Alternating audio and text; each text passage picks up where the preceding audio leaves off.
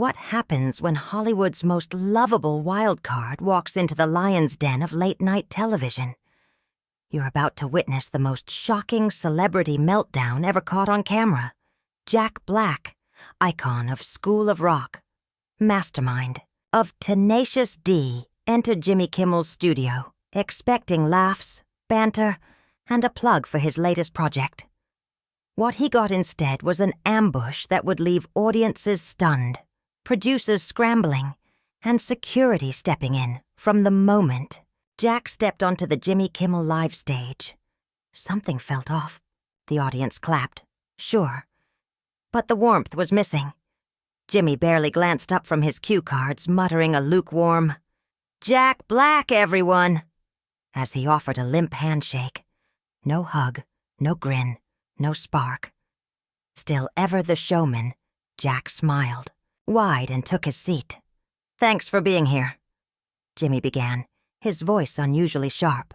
Then, without a beat, "When exactly did you decide that being loud and obnoxious was a substitute for actual talent?" The crowd froze. Was it a joke? A bit? A roast gone rogue? Jack chuckled nervously, trying to defuse the moment. "Wow, starting strong tonight," he said with a grin. "I've been loud and obnoxious since I was 12. I guess the talent came later. You'd have to ask my fans." But Jimmy wasn't done. He leaned in. "Your fans, right? Are they mostly children who don't know any better? Or adults who never grew up?" Now the room shifted. Physically, uncomfortably. This wasn't a playful jab. It was personal. Jack's publicist off stage looked ready to bolt. "Look, Jimmy," Jack said, the smile fading. "Did I do something to upset you? Because if I did, maybe we should talk off camera. This feels like an ambush." Jimmy fired back without hesitation. "Ambush? Jack, you're a public figure. This is what interviews are. If you can't handle basic questions about your career, maybe you shouldn't be doing press." The crowd was officially unsettled. Even the band leader's fingers hesitated over the keys. Jack sat up straighter, his voice hardening. "A basic question? Jimmy, you just asked me if my fans are stupid kids or man-children. That's not journalism. It's a cheap shot." Jimmy shrugged, smirking. "I'm just saying what everyone's thinking. Your whole career is based on being the funny fat guy who screams a lot. How long did you think that was going to last?" The audience gasped, loudly. That crossed the line. Jack's face went still. No embarrassment, just fury. "You know what, Jimmy?" he said, his voice cold, calm and cutting. "I've been respectful to this show for years. I've shown up, played your games, promoted your episodes. I've been professional. So tell me, what exactly is your problem with me?" Jimmy leaned back, enjoying the chaos. "My problem is that people like you turned entertainment into a circus. You get roles not because you're talented, but because you're a meme. You make music not because you're good at it, but because it's funny to watch a fat guy pretend to be a rock star." The room went silent. Even the cameras stilled. Jack clenched the arms of his chair, staring Jimmy down. "A meme?" he repeated. "Jimmy, I've been acting for over 20 years. I've starred in critically acclaimed films. I've voiced characters that made millions of kids around the world laugh. And yeah, I am funny. That's my job. That's my joy." Then, without raising his voice, "And if you think that's worthless, maybe you're the joke, not me. It's not real talent," Jimmy snapped, his voice laced with contempt. "Anyone can be loud and weird. It takes actual skill to do what real entertainers do." Jack Black leaned in, his tone now icy. "Real entertainers," he said, his voice dripping with disdain. You mean the kind that sit behind a desk asking softball questions to celebrities, promoting their latest projects? That kind of real entertainment? A murmur rippled through the audience. This wasn't playful banter. This was spiraling. Jimmy's face turned a shade darker as he fired back. At least I don't rely on juvenile humor and fat jokes to get laughs. I actually have to be clever. Jack let out a sharp, bitter laugh. There was no joy in it. Clever? Jimmy, half your monologue is just you reading mean tweets. The other half is political zingers written by your staff. When's the last time you were funny, without punching down? The tension in the studio was now unbearable. The crowd could sense something deeper unraveling. This wasn't just a clash of egos. This was a teardown. You know what your problem is, Jack, Jimmy said, his voice rising and his friendly facade crumbling. You think just because people laugh at you, they respect you. But they don't. They laugh at you because you're a joke. That hit like a gut punch. For a moment, everything stopped. The lights, the cameras, the audience. Jack's face didn't flinch, but his eyes narrowed. And when he spoke, it was with a cold, precise intensity that no one expected. A joke? He echoed, slowly and deliberately. Let me tell you what a real joke is, Jimmy. A real joke is a man who's built his entire career on other people's talent, sitting behind a desk every night, pretending to be funnier than the guests he brings on. A real joke is someone who peaked as the sidekick on a radio show and somehow fooled a network into thinking he was worth prime time. The room went dead silent. Jimmy looked shaken, his smirk gone. You want to talk about respect? Jack continued, voice now rising. I respect my craft. I respect my fans. I respect the people I work with. But I don't respect bullies. And that's what you are. You make fun of people who can't fight back, and the second someone calls you out, you act like they're the problem. Jimmy tried to salvage the situation, his voice tight with forced calm. Jack, I think we're getting a little off track. Let's just talk about your new movie. Oh, no, Jack said, shaking his head. You don't get to flip the script now. You don't get to ambush me for 10 minutes and then pretend we're doing some puff-piece promo. You wanted this? Let's finish it. Let's talk about real entertainment. Jack stood up slowly, towering over Jimmy. The power dynamic had fully flipped, and everyone in the room could feel it. You know what's actually funny, Jimmy? Jack said, pacing slightly in front of the desk. Not your brand of cruelty, disguised as comedy. What's funny is that you think wearing a suit and sitting behind a desk makes you more legit than the guy who gets on stage and actually entertains people. Sit down, Jack, Jimmy hissed, his voice low and strained. You're making a scene. Jack laughed, and this time it was genuine. I'm making a scene. Jimmy, you turned this into a circus the moment I walked out. Don't get mad that I stole the spotlight. The cameras were still rolling. Jimmy's producers were signaling wildly from the sidelines. But neither man looked their way. They were locked in. You want to know the real difference between us? Jack said, now standing still, eyeing Jimmy. When I'm on screen, people are laughing with me. When you're on screen, they're laughing at whoever you're tearing. Down! I build people up. You break them down. I create joy. You create cruelty. Jimmy finally stood, trying to reassert control. You create noise, Jack. That's all you do. You're loud and obnoxious, and you mistake that for talent. There it is again, Jack said, pointing directly at him. Loud, obnoxious. You say those like they're insults. But you know what is insulting? A talk show host so insecure about his own mediocrity that he tears down his guests just to feel important. The two men now stood face to face, unmoving, seething. The air was electric. The audience sat frozen, unsure whether they were witnessing a television milestone or a meltdown that would end both their careers. "You really think you're better than everyone else, don't you, Jimmy?" Jack asked quietly.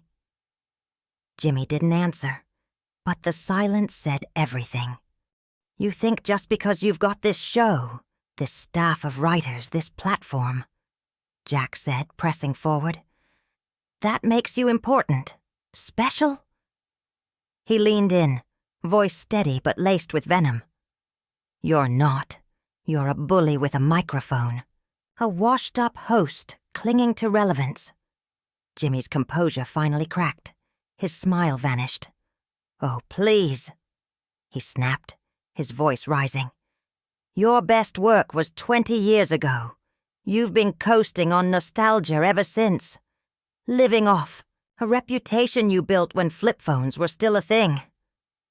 A flicker of pain crossed Jack's face, just for a moment, before the fury returned. "Has been?" Jack spat. "I'm still making movies, still releasing albums, still bringing people joy. What are you doing, Jimmy, besides pumping out bitterness and cheap laughs at other people's expense?" "I'm creating television," Jimmy shot back, his tone defensive, brittle. "Actual content, not animated fluff for kids." "Animated fluff?" Jack repeated, his eyes narrowing. "You mean the movies that gross hundreds of millions worldwide? The characters kids quote for years? The songs that become part of people's lives? That fluff?" Jimmy laughed bitterly. "Box office doesn't mean quality. McDonald's sells billions of burgers. Doesn't make it gourmet." Jack's expression darkened. "Did you just compare my work to McDonald's?" His voice rose, echoing across the stunned studio. "Do you really think the millions of people who enjoy what I do are just dumb? That they don't understand what good entertainment is?" The tension was suffocating. The confrontation had gone far past the point of no return, stretching well beyond its allotted segment. Producers waved frantically off stage, but neither man broke focus. "You built your entire brand being the class clown," Jimmy sneered. "But some of us grew up." That landed like a punch. Jack's jaw tightened. His eyes flicked down, then back up, now cold, burning. "Grew up?" he repeated softly, the words razor-sharp. "You think cruelty is maturity? You think mocking people is sophistication? You think being a smartass equals being smart?" Jack stepped forward, commanding the room now. "That's not growing up, Jimmy. That's selling out. That's becoming everything wrong with this industry." Jimmy opened his mouth to interrupt, but Jack raised a hand. "No, I'm not done." He turned to the audience now, his voice measured and powerful. "Growing up means using your platform to lift people up, not tear them down. It means celebrating what brings people happiness, not mocking it. Just because something isn't for you doesn't make it worthless." The studio was stone silent. Even Jimmy stood frozen, as if realizing, too late, just how deep he'd gone. "I came here tonight," Jack continued, "to talk about work I care about, to laugh, to have fun. But instead I walked into an ambush by a man who mistakes cruelty for comedy." He looked Jimmy dead in the eye. "You're not funny. You're just mean." Jimmy's face twisted in fury. "Well, guess what, Jack?" He snarled. "Maybe I am mean, but at least I'm not pathetic. At least I don't have to dress up like a cartoon character and make funny voices to be noticed." Jack stared at him for a long, icy beat. "Do you even hear yourself right now?" he asked quietly. "You're mocking me for making children laugh, for creating things people love. You're acting like if I win, you lose." Jimmy slammed his hand on the desk. "This isn't about winning," he barked. It's about dignity, about having some damn self-respect. Self-respect? Jack echoed, incredulous now. Jimmy, you make your living tearing down people who can't fight back. You read mean tweets and call it a monologue. You mock politicians, artists, anyone who gives your writers an easy target. And you're talking to me about self-respect. Phones were out. Cameras were rolling. Every person in the room knew they were witnessing something raw, unscripted, and potentially career-ending. At least I'm honest about it, Jimmy snapped. When I take someone down, I don't pretend it's noble. Jack shook his head, slowly, like he couldn't believe what he was hearing.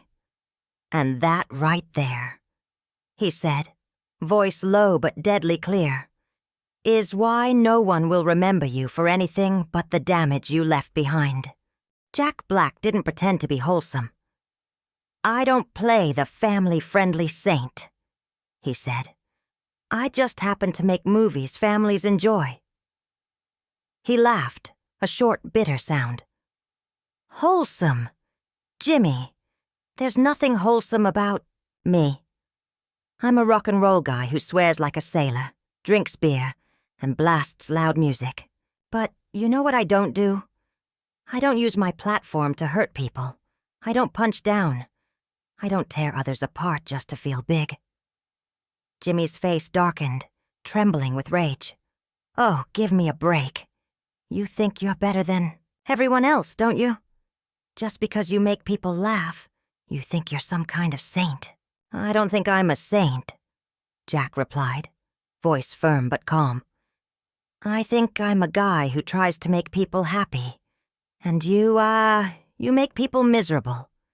So tell me, Jimmy, which one of us is actually contributing something to the world?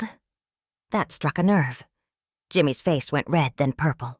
He exploded. Contribute? Jack, you're a joke. A fat, loud, obnoxious joke. The only reason anyone pays attention to you is because you're willing to humiliate yourself. For a paycheck! Gasps rippled through the audience. A few stood, visibly stunned by the venom in Jimmy's voice. Jack didn't move. He didn't blink. His voice dropped to a near whisper. There it is, he said. That's the real Jimmy. The one who thinks cruelty is clever, that tearing others down makes him important. Jimmy's face flickered, somewhere between shame and defiance. But instead of backing off, he leaned in. I'm being honest, Jack.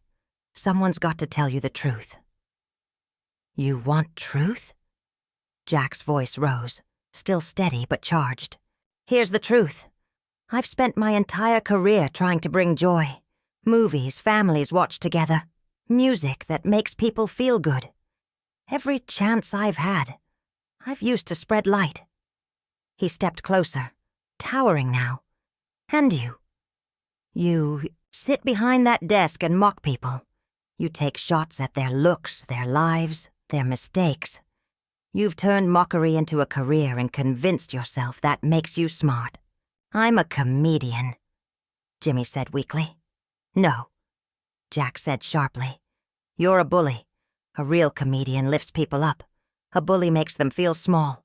And Jimmy Kimmel, you're the biggest bully on TV. Silence. Not even the hum of an air vent. Jimmy had gone pale. He looked like a man unraveling. Jack's voice softened. Just a little. And the saddest part? You could have been better than this. You had the audience, the reach, the chance to make a difference. And you chose to be mean. You chose petty. You chose small. Get out, Jimmy said, voice cracking. Just get out. Jack blinked. What? I said, get out, Jimmy shouted, his voice booming through the stunned studio. This is my show, and I'm telling you to leave. Jack just stared at him, disappointed. You know what, Jimmy? I will leave. Not because you told me to, because I don't want to be here anymore. I don't want to be part of this. He turned to the audience, his voice calm and clear. I came here to have fun, to talk about the work I love, to make you laugh. But instead you saw what happens when cruelty gets mistaken for comedy. Jimmy waved frantically to producers. Security appeared at the edges of the stage. Escort him out, he ordered, voice trembling. Jack looked at the guards and chuckled, this time a real laugh. You're escorting me out? I sit here for 20 minutes while you insult me, and I'm the problem? You are the problem, Jimmy barked. You came here and blew everything up. No, Jimmy, Jack said, voice rising. You blew it up the second I walked on stage. All I did was refuse to take your abuse quietly. The guards flanked him, clearly uncomfortable but following orders. Jack nodded at them. It's okay, fellas. I'll leave. Not because I have to. Because I want to. He looked back at Jimmy one last time. You know what, Jimmy? I actually feel sorry for you. You've become so bitter, so small, that you think tearing people down makes you powerful. You've forgotten how to bring joy. He turned, paused, then added, louder for the whole room. And I feel sorry for everyone working on this show, because they come in every day knowing their boss thinks cruelty equals comedy. Just go! Jimmy screamed, voice cracking completely. Get out! Jack smiled. A real one. The first, since the segment started. Gladly, Jimmy. Gladly. He walked off the stage. The guards followed. The studio was frozen. Jimmy stood behind his desk, breathing heavily, looking like he'd just come out of a war zone. The cameras were still rolling. The audience sat in stunned silence. No one clapped. No one moved. Behind the scenes, producers scrambled to salvage something. Anything. But the damage was done. In just 25 minutes, Jimmy Kimmel had revealed himself to be everything Jack accused him of. And Jack Black? He showed he was far more than just the jolly clown we all thought we knew. As the studio lights dimmed and the cameras finally cut, one thing was clear. This would be remembered, long after both men were gone from late-night television. What do you think? Was Jack Black right to stand up and speak out? Or should he have taken the high road and walked away? Drop your thoughts in the comments and don't forget to subscribe for more explosive moments like this one.